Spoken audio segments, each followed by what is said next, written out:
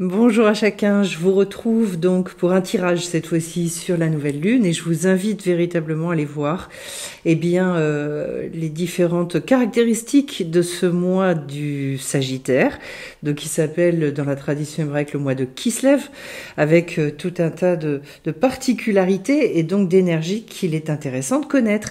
Et donc les tirages sont toujours opérés justement dans le sens de trouver des sources d'inspiration et de surfer un petit peu sur les énergies que l'on trouve dans ce mois. Alors, je vais commencer donc par les deux lettres que j'ai prises dans l'alphabet hébraïque. J'ai le Nun et le Aleph. Le Nun, alors c'est intéressant parce qu'en fait on va quitter donc le mois du Scorpion et que le Nun est justement la lettre associée à ce signe-là qui est l'introspection, de la révélation des profondeurs et donc en fait tout ce qui finalement nous amène à accepter le changement, à digérer nos émotions manifestement il y a quelque chose qui se passe ici sur le tirage qui est super intéressant et donc une lettre de fertilité, une lettre qui nous parle d'aller fouiller dans les profondeurs. Et le mois des Kislev est un mois justement d'intériorisation, un petit peu un mois de retrait. Ça veut pas dire que on n'est pas dans l'action, mais avec des pauses, avec des moments où on se retrouve avec soi-même et on va vers ce grand Aleph. C'est comme une espèce comment est-ce que je peux dire ça? C'est l'amour de la vie. Parce qu'en fait, quand on arrive au Aleph, donc valeur numérique, on est sur du 1. Et donc, ça veut dire quoi? On fait corps avec elle, on a envie d'embrasser les choses, les circonstances. On accepte tout, ce sont des degrés d'acceptation très élevés. Le grand Aleph, d'ailleurs, c'est très intéressant, est en lien avec les poumons.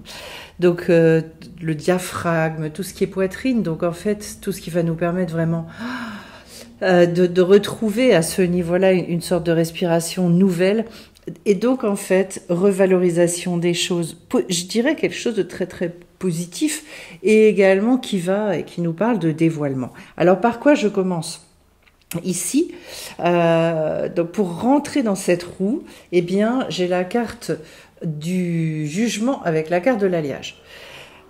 La carte du jugement, pour moi, est une carte magnifique parce qu'elle nous parle véritablement de renaissance. Elle nous parle de résurrection. J'ai d'ailleurs la carte de la naissance sur ce degré-là. On nous parle de vocation, de guérison. En fait, de quelque chose où on arrive à créer son paradis sur terre. C'est-à-dire, en fait, on choisit par le cœur.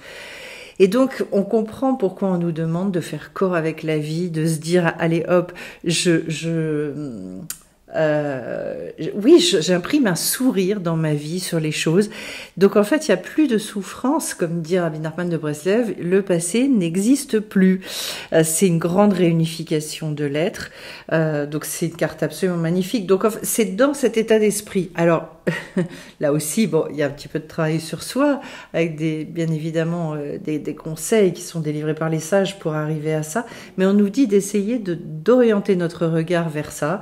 Donc se réunifier avec les choses. D'ailleurs, j'ai la carte de l'alliage qui vient compléter, qui nous parle bien de fusionner.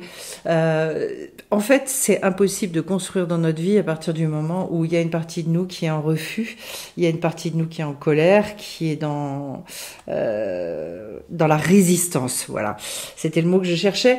Là, on nous parle de tout le contraire. Et en fait, c'est pour ça que j'aime bien le mot embrasser, parce qu'embrasser en français, ça veut dire aussi avoir une vision globale, regarder les choses aussi avec un regard généreux. On va retrouver l'idée du don juste pas loin. Je continue et maintenant donc dans cette direction sud, qui correspond donc à la matière, je vais avoir la carte de la transformation avec la carte de l'arbre. Donc en fait c'est l'arcane sans nom. Cette arcane sans nom, elle me parle beaucoup dans le cadre de la renaissance, dans tout ce qu'on met en place justement pour et de la lettre Nun aussi, puisque ça nous parle énormément d'alchimie. C'est une transformation vraiment profonde dans l'essence de l'être, avec nettoyage, libération, tout ce que vous pouvez attacher à ça, pour arriver finalement à avoir une perception complètement nouvelle des choses. Et alors, ça nous mène vers l'arbre. Donc, en fait, on meurt au passé, on meurt à certaines habitudes pour renaître à d'autres habitudes. C'est tout le processus alchimique qui se fait là dans la matière.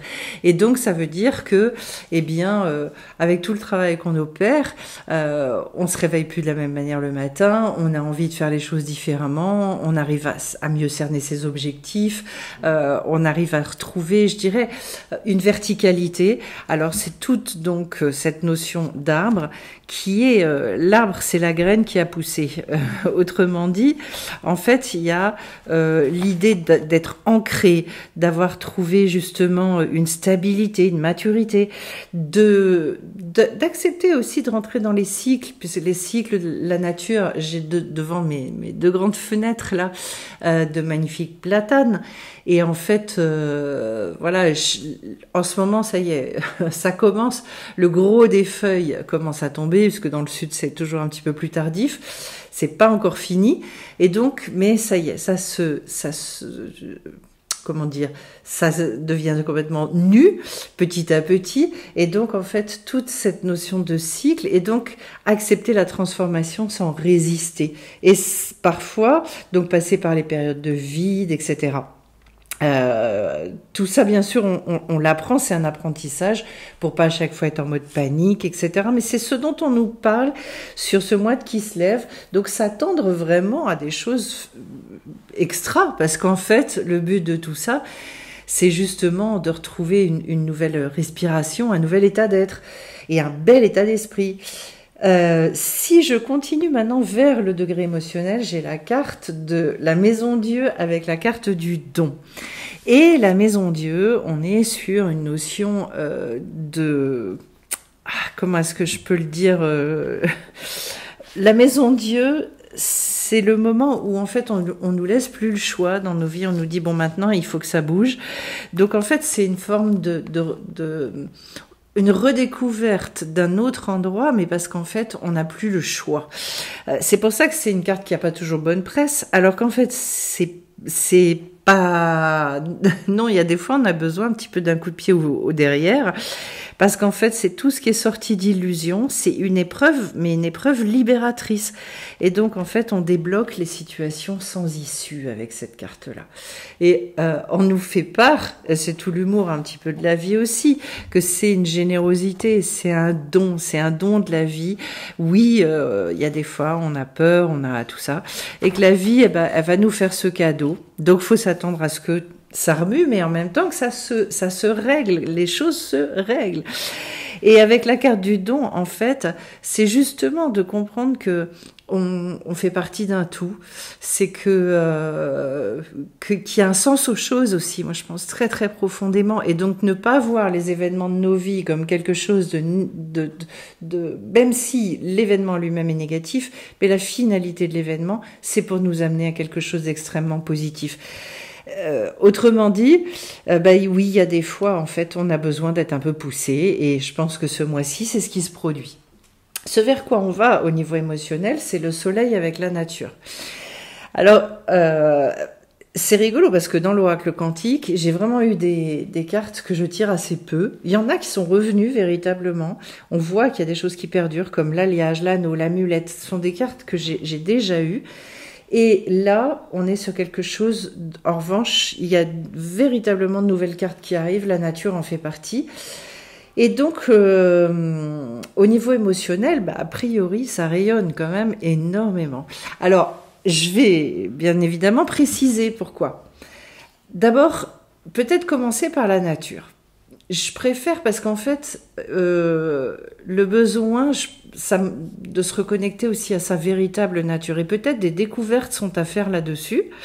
J'en parle dans mon livre sur le pouvoir des inclassables, du fait que, justement, quand on a des libérations, quand on arrive à être beaucoup plus naturel, beaucoup plus vrai avec soi, et finalement, on découvre que notre tempérament n'était pas forcément celui qu'on pensait. Donc là, au niveau émotionnel, il y a de quoi donner le sourire. Et la carte du soleil, oui, c'est une carte magnifique. On dit, c'est des bonnes nouvelles. En même temps, elle porte en elle une exigence qui est très belle, au demeurant, mais c'est le fait qu'on est pareil à l'extérieur qu'à l'intérieur. On rayonne cette lumière intérieure, autrement dit. elle sous-entend qu'on est connecté à cette lumière à l'intérieur, ce soleil qu'on a en nous. Elle parle véritablement justement d'une vie nouvelle. Elle parle d'un élargissement de conscience. Autrement dit, c'est un nouveau regard, une nouvelle manière de voir les choses, et que ça nous parle aussi de la victoire sur l'ignorance. Et vous savez que sur ce mois de Kislev, encore une fois, je vous invite à aller voir l'autre vidéo que j'ai faite, eh bien, on nous dit que ce sont les jours de l'année qui sont les plus courts. Donc, c'est là où on est au maximum dans l'obscurité, et en même temps, c'est là que va intervenir la fête des lumières, des lumières de Hanouka. Autrement dit, eh bien, c'est d'aller chercher la lumière au sein de l'obscurité. Et donc, en fait, c'est dans notre nature profonde, et la nature profonde qui nous a été donnée, en tout cas pour tout ce qui concerne le lien avec notre âme, notre neshama, mais c'est rayonnant, c'est souriant, c'est... Voilà. Donc, beaucoup travailler dans ce sens-là, et garder, préserver véritablement des émotions très positives. Donc, les nourrir.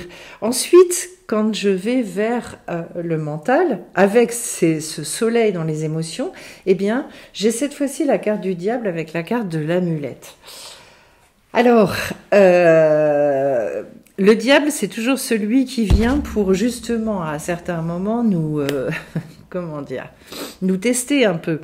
Et surtout, en fait, son rôle profond, c'est de nous dévoiler nos peurs, nos attachements, Moi, là où tel que je le prends, dans ce tirage-là, c'est justement l'occasion sur ce mois-là d'aller éradiquer certaines de ces choses qui sont ou des tentations, ou des addictions, ou en tout cas des dépendances. Et donc, en fait, pourquoi ? Parce que tout ça,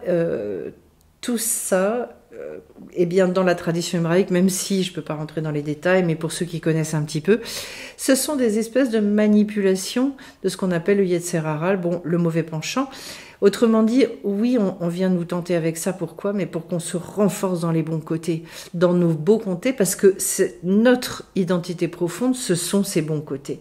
Et donc, en fait, on nous parle d'amulette en parallèle à ça. Alors, l'amulette, à condition de ne pas prendre ça comme... comment est-ce qu'on peut dire ça, comme un gris-gris, voilà. Les amulettes, ça va être tout ce sur quoi, et tout ce que vous avez pu développer dans votre vie pour vous soutenir dans telle et telle difficulté. Alors, voilà, on étudie beaucoup avec le groupe, donc il y a un certain nombre de conseils pratiques, concrets, qu'on est capable d'aller rechercher quand on sent ça, quand on sent ci, etc. Peut-être avez-vous, vous aussi, vos amulettes, c'est-à-dire, tiens, en ce moment, je sens, il faut que je me couche plus tôt, ou j'ai besoin de ci, ou je vais faire attention à ça, tiens, je vais essayer de lire un petit peu telle et telle chose, ou de faire des respirations. Bref, nos amulettes, ce sont toutes ces choses qui nous permettent de pas glisser, de pas retomber dans, justement, des comportements qui nous font du mal, en fait. Donc, on nous dit de faire attention aussi, et à préserver finalement cet état d'esprit en nous, et à prendre soin justement de nous.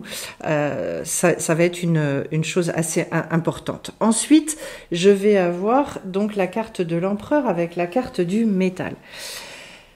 La carte de l'empereur, c'est une carte d'autorité. Donc au niveau du mental, j'ai associé à la carte du métal.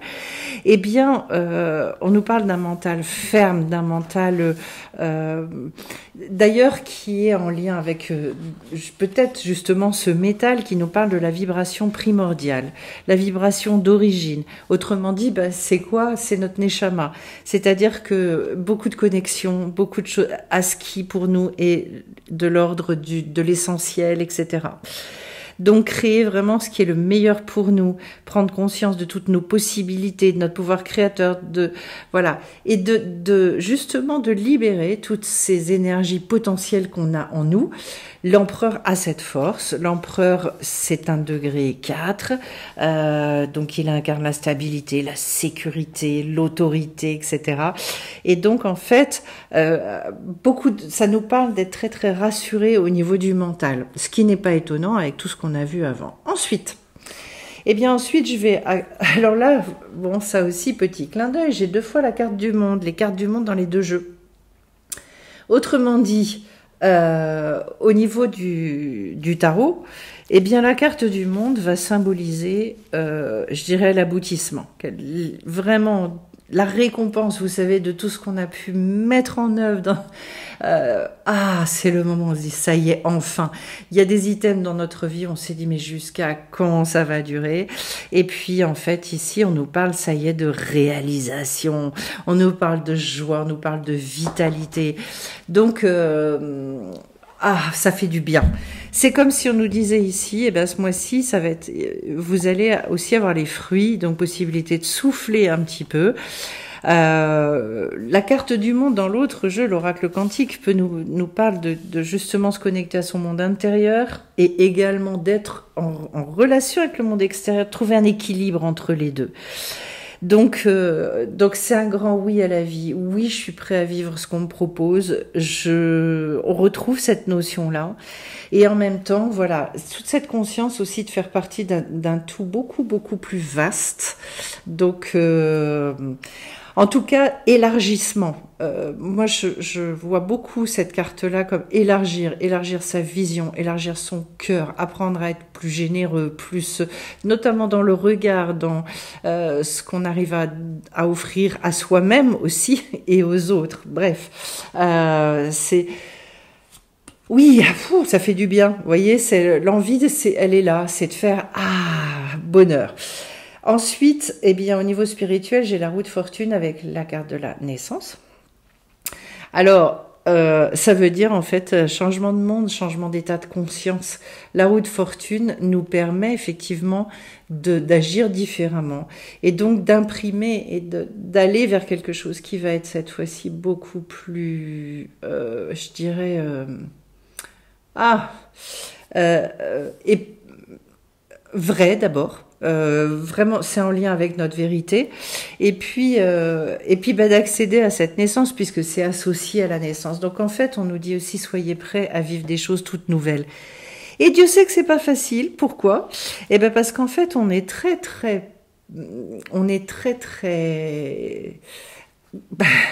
je dirais enfermé dans des habitudes, mais même des habitudes mauvaises. Il y a des fois, comme on est habitué, on est des fois plus habitué à être dans certaines difficultés, et de sortir de certaines difficultés, ça nous déstabilise. La roue de fortune nous parle de nouveaux commencements, et de se sentir vraiment partenaire avec la vie, en fait, mais elle nous parle aussi d'une forme de vide, ça peut être une phase de transition. Donc, il peut y avoir aussi des choses qui sont naître à quelque chose d'autre, ça veut dire qu'en fait, c'est la découverte d'un monde qu'on ne connaît pas encore.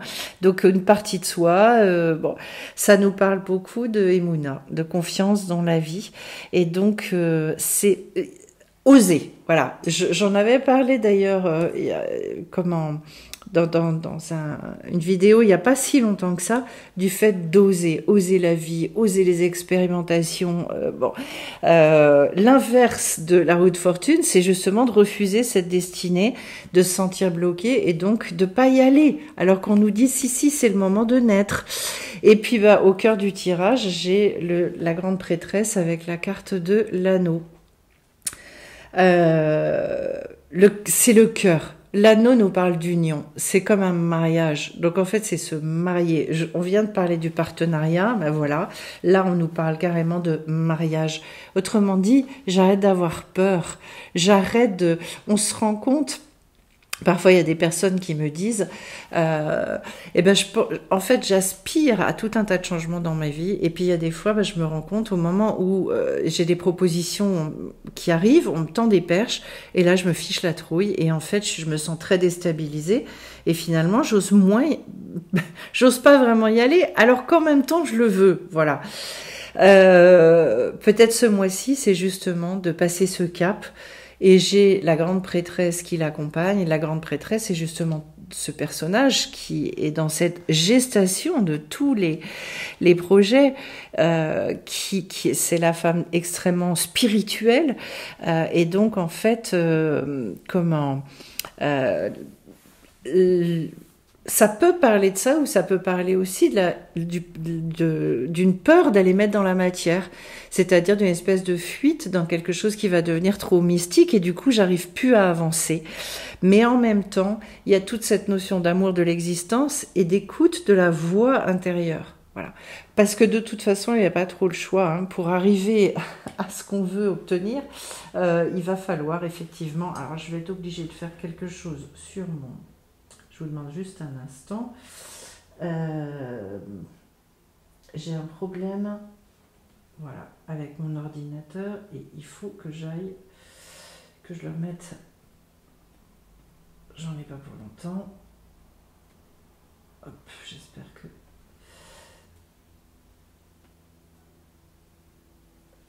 Non, ça n'a pas marché.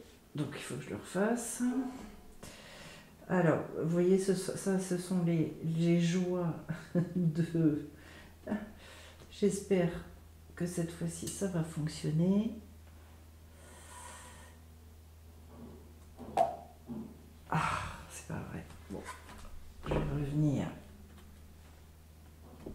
Hop.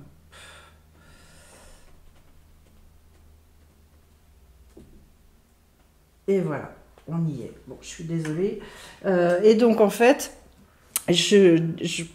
pour en revenir à la grande prêtresse avec cette carte de l'anneau, eh bien, j'ai cette notion, effectivement, très claire on nous attend. Voilà. Là, j'ai l'impression qu'en fait, ce qu'on est en train de nous dire, c'est est-ce qu'on va être au rendez-vous? Est-ce qu'on va pas être au rendez-vous? C'est quelque chose, c'est à nous de décider et c'est à nous d'oser. Alors, avant de se quitter, j'ai pris mon petit oracle origine et je vais vous refaire donc, hop, un petit tirage de 3 cartes, voilà, qui va un petit peu... Alors, l'univers, donc là, on est passé encore à une notion au-dessus. L'équilibre, ça c'est le degré de Tiferet, et l'automne. Voilà. L'univers, l'équilibre et l'automne. Ce qui me vient... déjà, je vous parlais d'élargissement. Bon, on retrouve cette idée de spirale. Et je vous disais par rapport aux deux cartes des mondes, élargir à la fois dans notre monde intérieur et élargir dans le contact vers le monde extérieur. D'autant plus que le Sagittaire, en fait, il affectionne tout à fait ça. Il adore ça. Deuxième carte, la carte d'équilibre. Justement, on parlait de trouver l'équilibre entre les deux. Eh bien, avec la dernière carte que j'ai de la grande prêtresse, ce qui est important aussi, c'est justement trouver l'équilibre à la fois dans les moments d'introspection et les moments d'action. En fait, l'idéal, nous disent les sages, c'est j'ai une idée, je la mets en œuvre. J'ai une autre idée, je la mets en œuvre. Pour, en fait, ne jamais avoir de déperdition, de perte de temps. C'est-à-dire comment, et puis surtout se maintenir en mouvement, parce que le mouvement c'est la vie, et du coup être toujours dans cette espèce de joie permanente.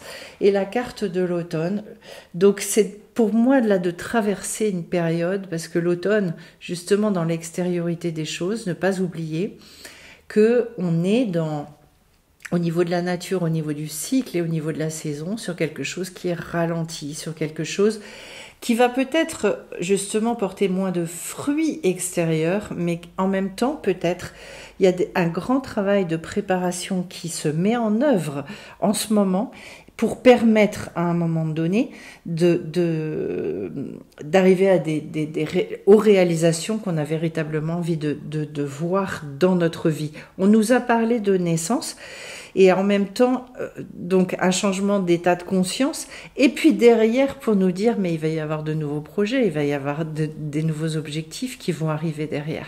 Donc vous voyez qui se lève, risque d'être un mois riche, un mois de réconciliation, de réunification, quelque chose de puissant, de beau, de joyeux aussi, de mettre, je pense, aussi beaucoup de joie. Attention, parce que justement, le Sagittaire, eh bien, étant donné à quel organe du corps c'est associé, il peut y avoir cette notion de tristesse aussi du Sagittaire qui doit combattre ça à certains moments. Voilà.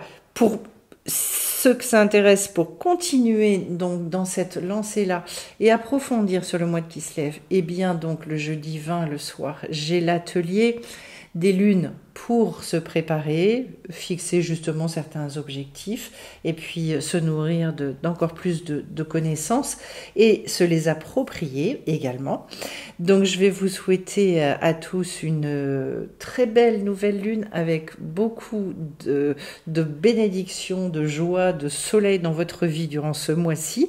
Plein de belles choses à chacun et on se retrouve bien vite sur la chaîne. Bye bye à tous.